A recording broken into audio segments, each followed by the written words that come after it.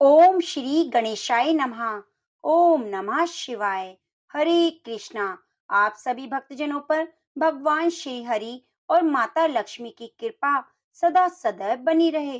आप सदा सुखी और स्वस्थ रहें। स्कंद पुराण के अनुसार जो मनुष्य प्रतिदिन आदर पूर्वक तुलसी जी की महिमा को सुनता है, वह सब पापों से मुक्त हो जाता है, ब्रह्मलोक को जाता है। जिनके घरों में तुलसी वन है, वह घर तीर्थ स्वरूप है। जो श्रेष्ठ मनुष्य तुलसी का बगीचा लगाते हैं, वे यमराज को नहीं देखते। नर्मदा का दर्शन, गंगा का स्नान और तुलसी वन का संसर्ग, ये तीनों एक समान कहे गए हैं। जो तुलसी की मंजरी से संयुक्त होकर प्राण त्याग करता है, वह सैकड़ों पापों से मुक्त हो जाता है और यमराज उसकी ओर नहीं आते। जो मनुष्य आंवले के पत्तों और तुलसी के पत्तों से मिश्रित जल के द्वारा स्नान करता है, उसे गंगा स्नान के बराबर फल प्राप्त होता है। उठनी एकादशी के दिन भगवान विष्णु अपनी 4 माह की योग निद्रा से जागृत हो जाते हैं और जागृत होते ही सबसे पहले तुलसी को पुकारते हैं। तुलसी के समीप होता है, जिस पर तुलसी माता की कृपा होती है। भगवान विष्णु उसकी पुकार सबसे पहले सुनते हैं। अगर कोई भी भक्त पूरे कार्तिक माह तुलसी की पूजा दीपदान नहीं कर सका, तो देव उठनी एकादशी से कार्तिक पूर्णिमा तक नित्य प्रति तुलसी की सेवा करने, तुलसी में जल सींचने और दीपदान करने से वह भगवान विष्णु के सामीप्य को प्राप्त कर लेगा और कथाओं को नित्य प्रति श्रवण करने से उसे अक्षय पुण्य फल की प्राप्ति होगी। तो आप सभी भक्तजन कथाओं को पूरा पूरा जरूर सुनना।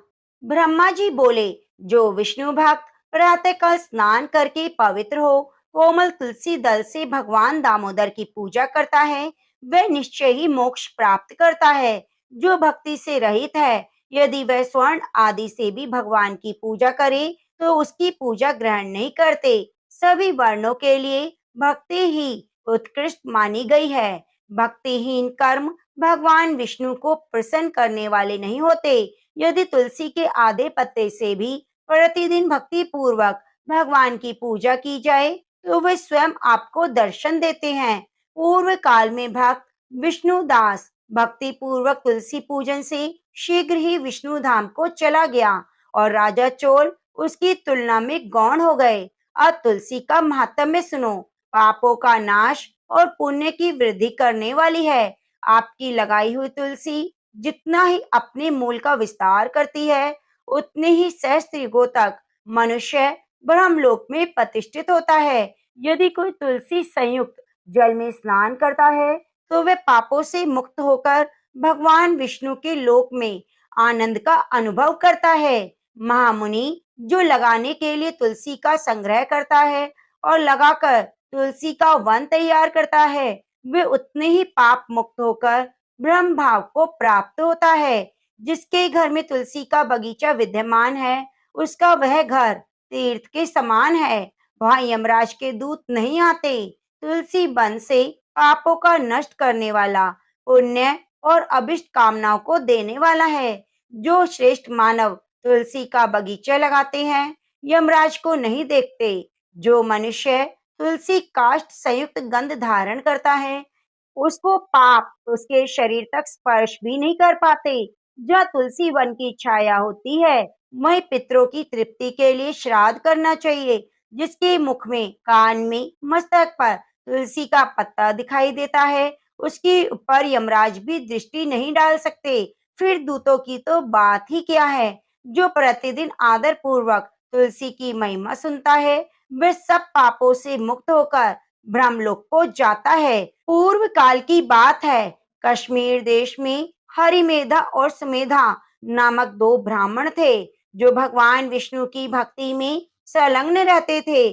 उनके हृदय में संपूर्ण प्राणियों के प्रति दया भाव थी। वे सब तत्वों का यथार्थ मर्म समझने वाले थे। किसी समय वे दोनों ब्राह्मण तीर्थ यात्रा के लिए चले जाते। किसी दुर्गम वन में वे परिश्रम से व्याकुल हो गए। वहां उन्होंने एक स्थान पर तुलसी का वन देखा। उसमें से सुमेधा ने तुलसी का महान वन देखकर उसकी परिक्रमा की और भक्ति पूर्वक प्रणाम किया। यह देखकर हरिमेधा ने तुलसी का महात्म्य और फल जानने की बड़ी प्रसन्नता के साथ बार बार पूछा, हे ब्राह्मण, अन्य देवताओं, तीर्थ व्रतों और मुख्य मुख्य ब्राह्मणों के रहते हुए तुमने तुलसी वन को क्यों प्रणाम किया और उसकी परिक्रमा क्यों की? सुमेधा बोला, माँ भाग, यहाँ धूप सता रही है, इसलिए हम लोग उस बरगद के समीप चलते हैं। उसकी छाया में बैठकर मैं यथार्थ रूप से सब बात बताऊंगा। वह विश्राम करके सुमेधा ने हरिमेधा से कहा, विप्रवर, पूर्व काल में दुर्वासा के शाप से जब इंद्र का ऐश्वर्य छिन गया, उस समय ब्रह्मा आदि देवताओं और असुरों ने मिलकर क्षीर सागर का मंथन किया। उसमें ऐरावत हाथी, कल्प वृक्ष, चंद्रमा, लक्ष्मी, उश्रवा घोड़ा, कौस्तुभ मणि, धन्वंतरी रूप भगवान श्रीहरि और दिव्य औषधियां प्रकट हुई। उस दिन अजरता और अमरता प्राप्त करने वाला अमृत कलश हाथ में लिए हुए धन्वंतरी प्रकट हुए। श्री विष्णु बड़े हर्ष को प्राप्त हुए। उनके नेत्रों से आनंद की अश्रु की कुछ बूंदें अमृत के ऊपर गिरी। उसने तत्काल ही मंडलाकार उत्पन्न हुई। इस प्रकार वहां प्रकट हुई लक्ष्मी और तुलसी को ब्रह्मा आदि देवताओं ने श्री हरि की सेवा में समर्पित कर दिया और भगवान ने उन्हें ग्रहण कर लिया। तब से तुलसी श्री जगदीश्वर विष्णु की अत्यंत प्रिय हो गई। संपूर्ण देवता प्रिय तुलसी की श्री विष्णु के समान पूजा करते हैं। भगवान नारायण संसार के रक्षक हैं और तुलसी उनकी प्रियतमा है, इसलिए मैंने उन्हें प्रणाम किया। सुमेधा इस प्रकार कह ही रहे थे कि सूर्य के समान अत्यंत तेजस्वी एक विशाल विमान उनके निकट दिखाई दिया। उन दोनों के आगे ही बरगद का पेड़ गिर पड़ा और दो दिव्य पुरुष निकले जो अपने तेज से सूर्य के समान संपूर्ण दिशाओं को प्रकाशित कर रहे थे। उन दोनों ने हरिमेधा और सुमेधा को प्रणाम किया। उन्हें देखकर वे दोनों ब्राह्मण भी विचलित हो गए और आश्चर्यचकित हो बोले, आप दोनों कौन हैं? देवताओं के समान आपका सर्व मंगल में स्वरूप है। आप नूतन मंदार की माला धारण किए हुए देवता प्रतीत हो रहे हैं। उन दोनों के इस प्रकार पूछने पर वृक्ष से निकले हुए पुरुष बोले, विप्रवर, आप दोनों ही हमारे माता पिता, गुरु, बंधु हैं। आदि आप ही हैं, आप ही हैं। इतना ही कहकर उनमें से जो बड़ा था वह बोला, मेरा नाम आस्तिक है, मैं देवलोक का निवासी हूँ। एक दिन मैं नंदन वन में एक पर्वत पर क्रीड़ा करने के लिए गया। वहां देवांगनाओं ने मेरे साथ इच्छा अनुसार विहार किया। उस समय युवतियों के मोती और बेला के हार तपस्या करते हुए लोमश मुनि के ऊपर गिर पड़े।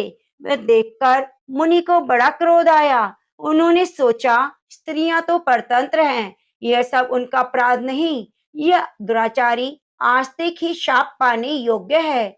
ऐसा निश्चय करके उन्होंने मुझे शाप दे दिया।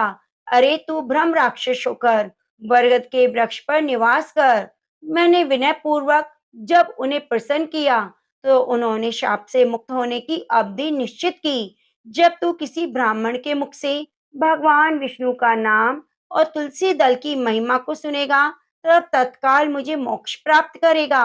इस प्रकार मुनि का शाप पाकर मैं चिरकाल से अत्यंत दुखी हो इस बट वृक्ष पर निवास कर रहा था। आज देववश आप दोनों के दर्शन से मुझे निश्चय ही शाप से छुटकारा मिल गया। अब मेरे इस दूसरी साथी की कथा सुनिए। यह पहले एक श्रेष्ठ मुनि था और सदा गुरु की सेवा में लगा रहता। एक समय गुरु की आज्ञा का उल्लंघन करके यह ब्रह्म राक्षस भाव को प्राप्त हुआ, किंतु उसके प्रसाद से इस समय इसकी भी ब्राह्मण के शाप से मुक्ति हो गई। आप दोनों ने तीर्थ यात्रा का फल तो यही साथ लिया। ऐसा कहकर ये दोनों उन श्रेष्ठ ब्राह्मण को बार बार प्रणाम करके उनकी आज्ञा लेकर प्रसन्नता पूर्वक दिव्य धाम को चले गए।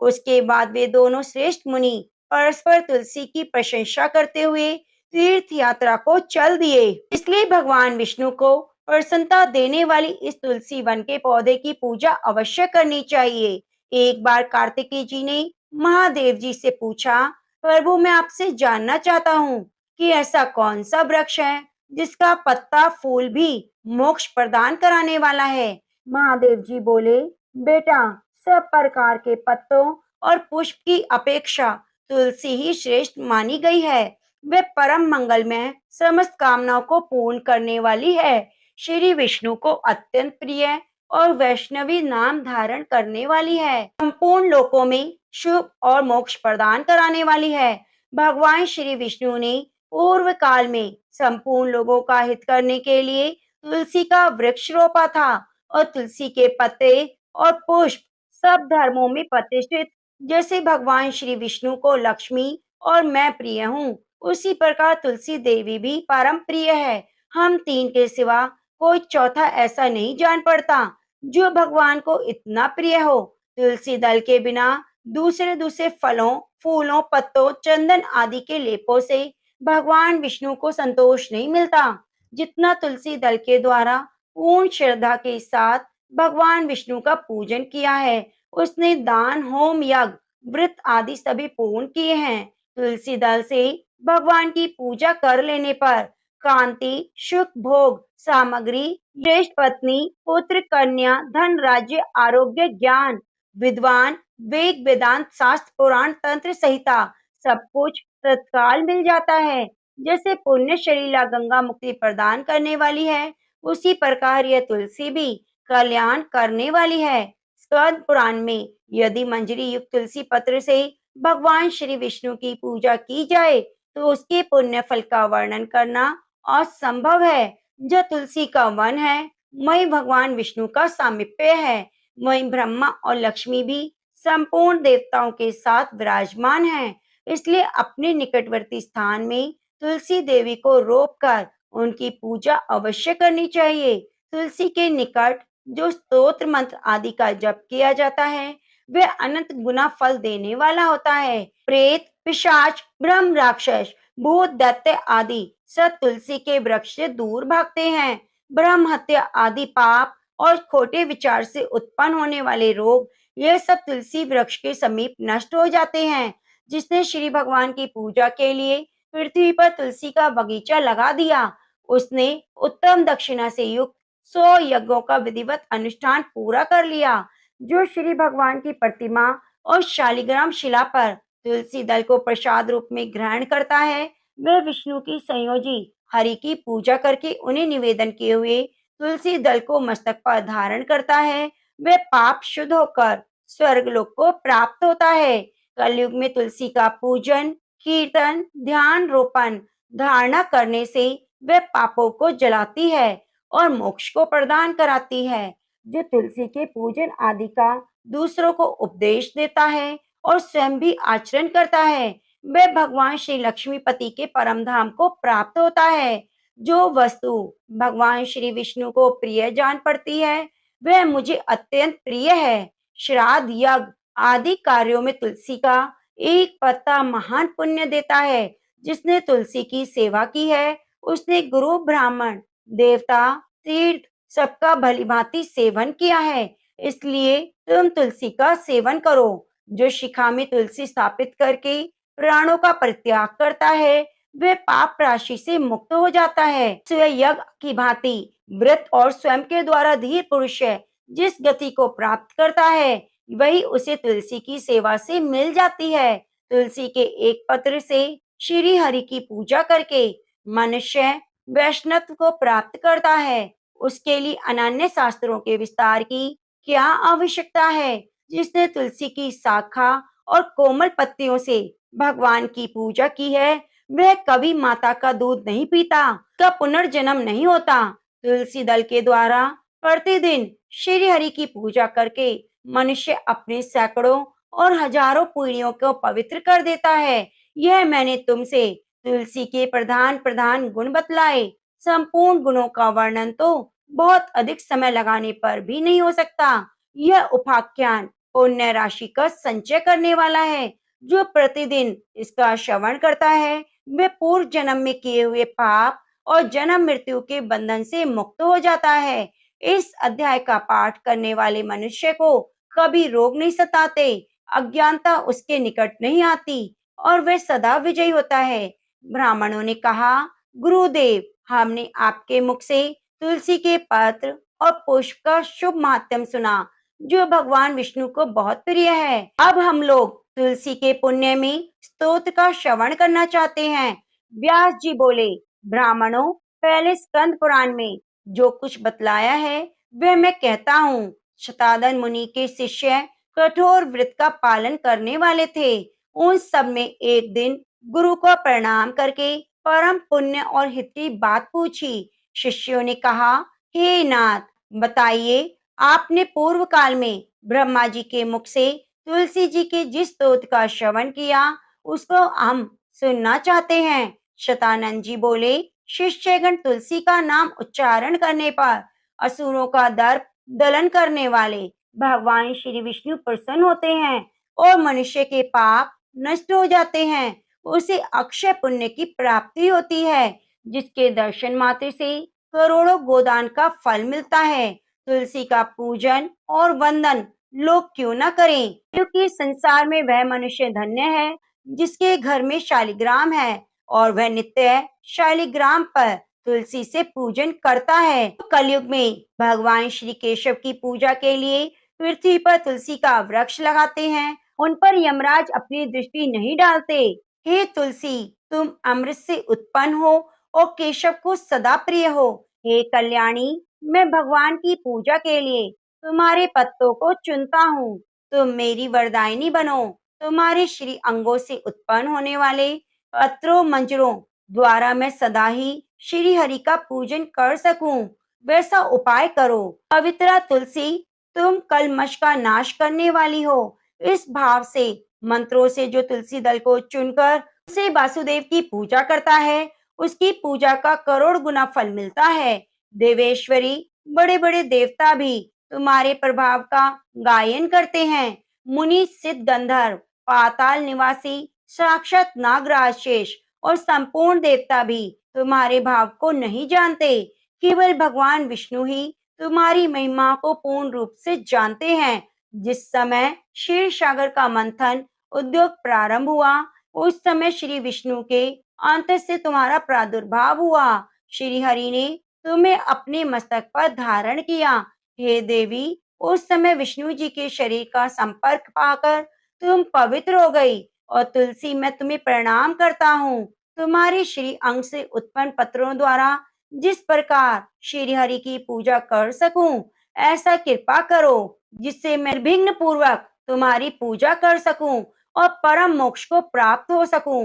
श्री कृष्ण ने तुम्हें गोमती तट पर लगाया और बढ़ाया। वृंदावन में विचरते समय उन्होंने संपूर्ण जगत और गोपियों के हित के लिए तुलसी का सेवन किया। प्रिय तुलसी, पूर्व काल में वशिष्ठ जी के कथन के अनुसार श्री राम जी ने भी राक्षसों का वध करने के उद्देश्य से सरयू तट पर तुम्हें लगाया।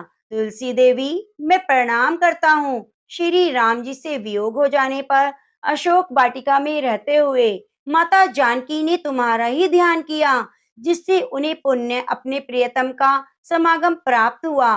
पूर्व काल में हिमालय पर्वत पर भगवान शंकर की प्राप्ति के लिए पार्वती देवी ने तुम्हें लगाया और अपनी अभिष्ट सिद्धि के लिए तुम्हारा सेवन किया था। तुलसी देवी, मैं तुम्हें नमस्कार करती हूँ। संपूर्ण देवांगनाओं और किन्नरों ने भी दुस्वप्न का नाश करने के लिए नंदन वन में तुम्हारा सेवन किया। देवी, तुम्हें मेरा नमस्कार है। राज ने भी गया में साक्षात पितरों की तुलसी का सेवन किया था। दंडकारण्य में भगवान श्री राम जी ने अपने हित की साधना की इच्छा से पवित्र तुलसी का वृक्ष लगाया और लक्ष्मण सीता ने बड़ी भक्ति भाव से उसे पोसा था। जिस प्रकार शास्त्रों में गंगा जी को त्रिभुवनी कहा गया है, उसी प्रकार तुलसी देवी संपूर्ण चराचर जगत में दृष्टि गोचर है। तुलसी का ग्रहण करके मनुष्य पातकों से मुक्त हो जाता है और मन इच्छा को पूर्ण करता है। ब्रह्म हत्या दूर हो जाती है। तुलसी के पत्ते से टपकता हुआ जल जो अपने सर पर धारण करता है, उसे गंगा स्नान और 1000 गोदान का फल मिलता है। हे देवी, मुझ पर प्रसन्न हो। देवेश्वरी, हरि प्रिया, मुझ पर प्रसन्न हो जाओ। क्षीर सागर के मंथन से प्रकट हुई देवी, मैं तुम्हें प्रणाम करता हूँ। रात्रि में जागरण करके जो तुलसी स्तोत्र का पाठ करता है, भगवान विष्णु उसके 32 अपराध क्षमा करते हैं। बाल्य अवस्था, कुमार अवस्था, जवानी, बुढ़ापे में जितने पाप किए हैं वे तुलसी स्तोत्र से नष्ट हो जाते हैं। भगवान सुख और अभी उदय प्रदान करते हैं। जिस घर में तुलसी का स्तोत्र लिखा हुआ है, विद्यमान है, उसका कभी अशुभ नहीं होता। सब जगह मंगल ही मंगल होता है, किंचित भी अमंगल नहीं होता। उसके सदा सुख रहता है, घर प्रचुर धन धान्य से भरा रहता है। तुलसी स्तोत्र का पाठ करने वाले मनुष्य के हृदय में भगवान विष्णु अविचल भक्ति होती है और वैष्णव में कभी भी वियोग नहीं होता। इतना ही नहीं, उसकी बुद्धि कभी अधर्म में नहीं लगती। जो द्वादशी की रात्रि में जागरण करके तुलसी स्तोत्र का पाठ करते हैं, उसे करोड़ों तीर्थों के सेवन का फल मिलता है। तो प्रेम से बोलिए, तुलसी मैया की जय हो। तो एक बार शिव ने अपने तेज को समुद्र में फेंक दिया था। उससे एक महा तेजस्वी बालक ने जन्म लिया।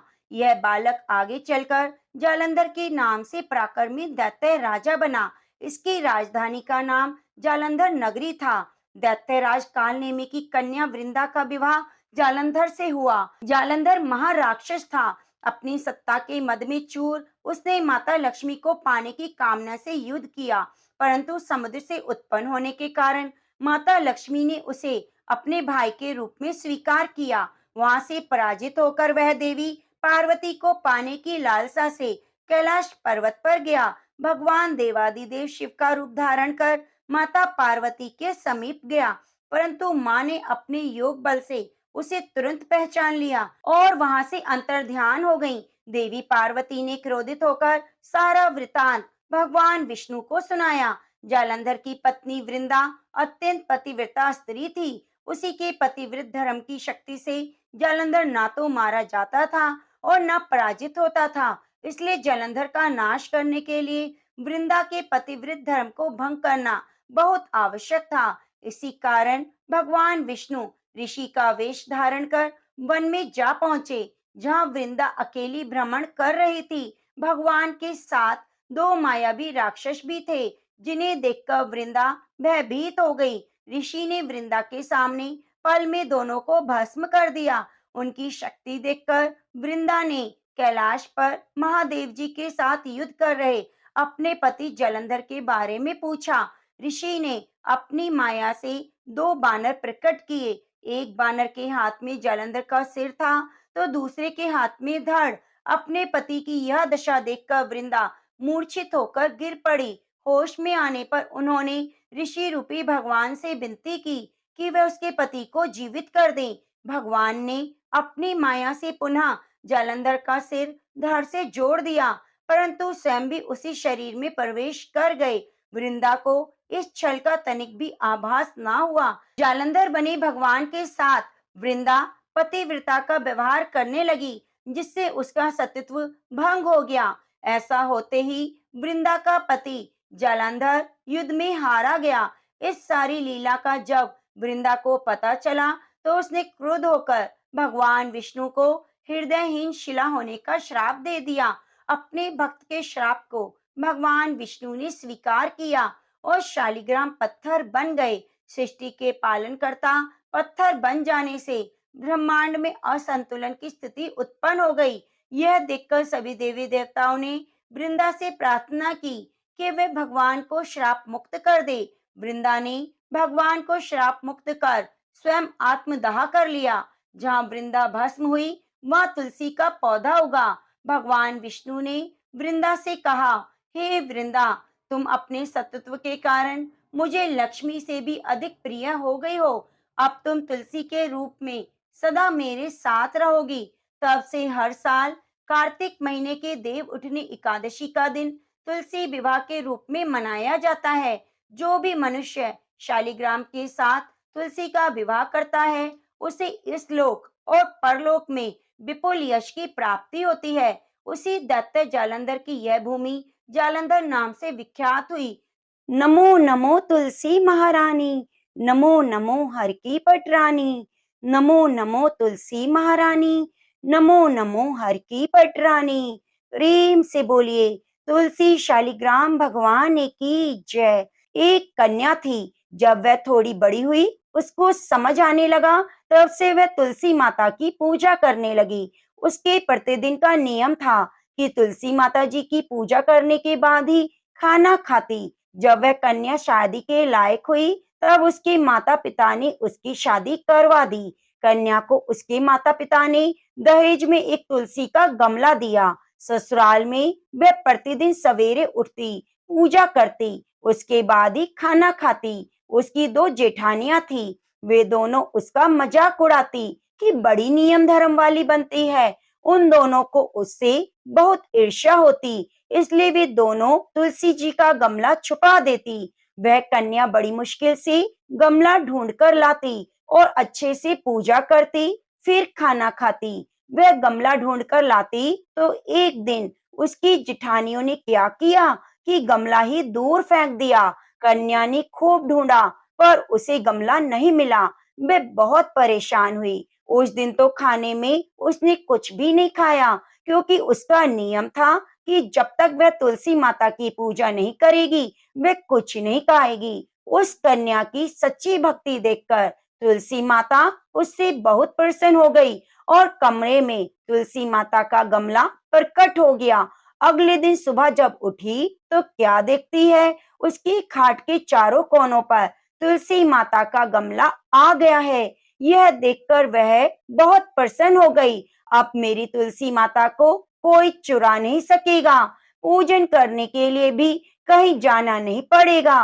कोई मेरी तुलसी माता को फेंकेगा भी नहीं। वह तो जल्दी से उठकर स्नान करती और तुलसी माता का पूजन कर लेती। जब वह खाना खाने बैठी तो उसकी जिठानियां मजाक करने लगी। लो, देवरानी जी का नियम धर्म पूरा हो गया।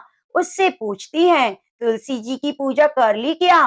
देवरानी बोली, हाँ कर ली। जेठानिया बोली, कहाँ से करी? गमला तो फेंक दिया। देवरानी कहती है, देख लो मेरे कमरे में खाट पर तुलसा जी लगी है। जेठानिया बहुत शर्मिंदा हुई और बोली कि देवरानी, तेरी भक्ति सच्ची है, हमने तुझे बहुत परेशान किया, हमें माफ कर दो। देवरानी उन्हें माफ कर देती है। हम भी तुलसी माता से प्रार्थना करते हैं, हे तुलसी माता, जैसी कृपा आपने देवरानी पर करी, वैसी सभी पर करना। तो प्रेम से बोलिए, तुलसी माता की जय। प्रिय भक्तजनों, अब आइए सुनते हैं दूसरी कथा।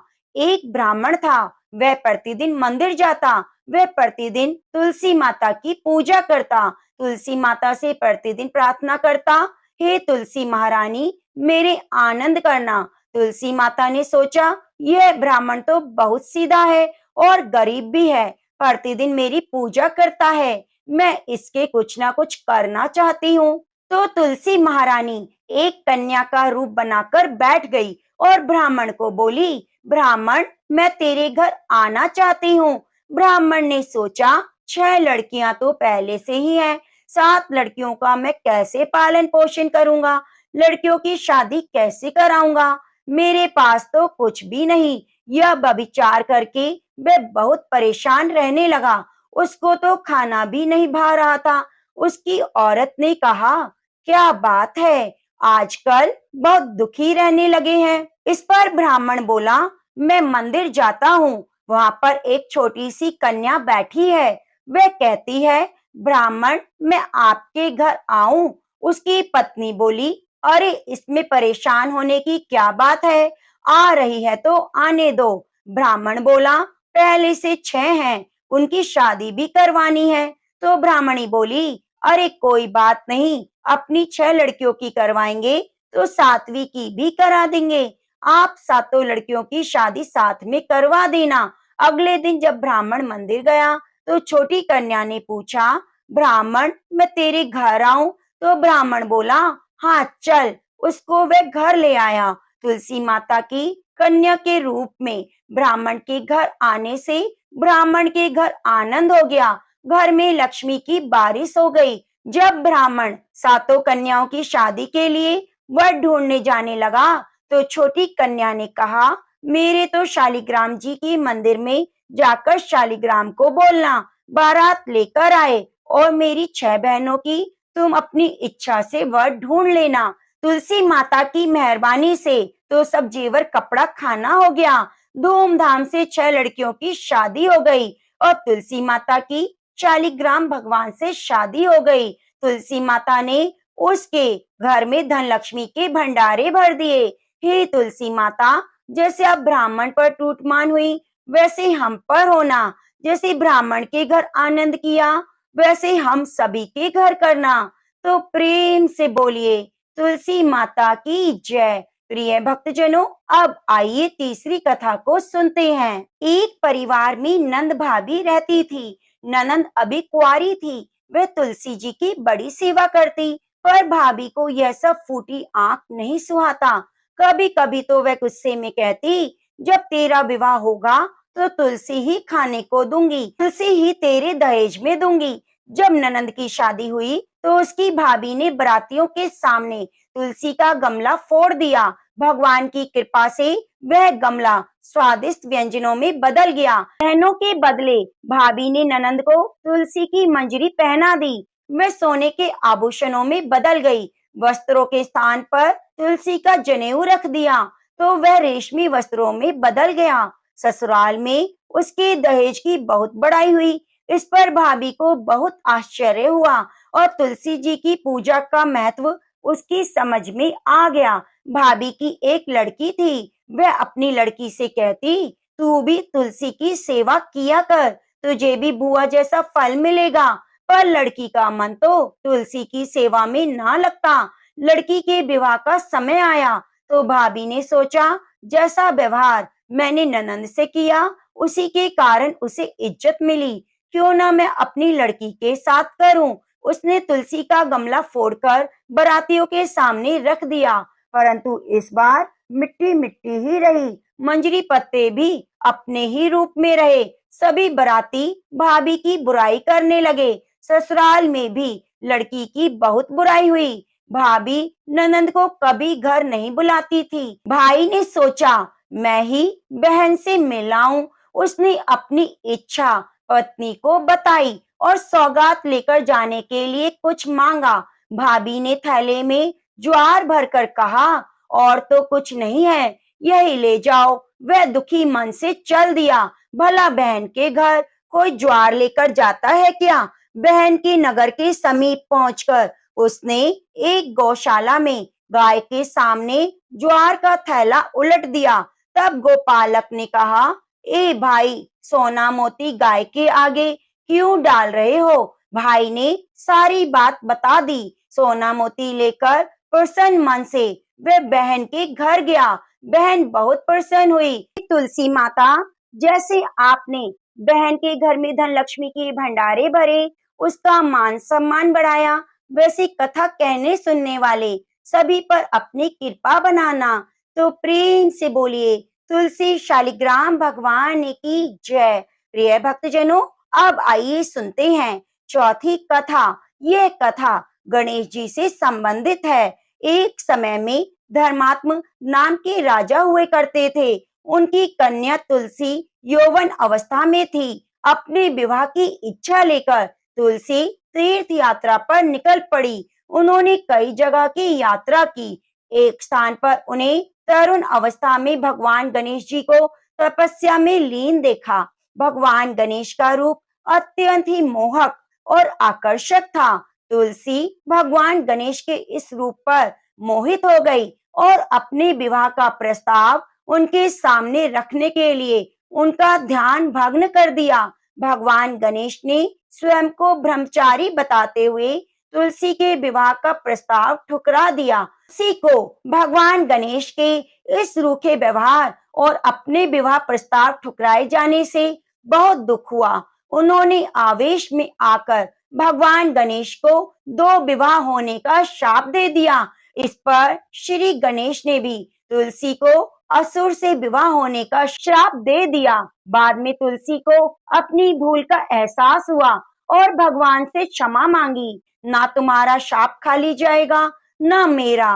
भगवान गणेश बोले, मैं रिद्धि सिद्धि का पति बनूंगा और तुम्हारा विवाह भी राक्षस जलंधर से अवश्य होगा, लेकिन अंत में तुम भगवान कृष्ण की प्रिया बनोगी और कलयुग में भगवान विष्णु के साथ तुम्हारी पूजा जरूर होगी। तुम्हारी पूजा के बिना भगवान विष्णु की पूजा अधूरी होगी, लेकिन मेरी पूजा में तुम्हारा प्रयोग नहीं होगा। अर्थात भगवान गणेश की पूजा में तुलसी माता को नहीं चढ़ाया जाता।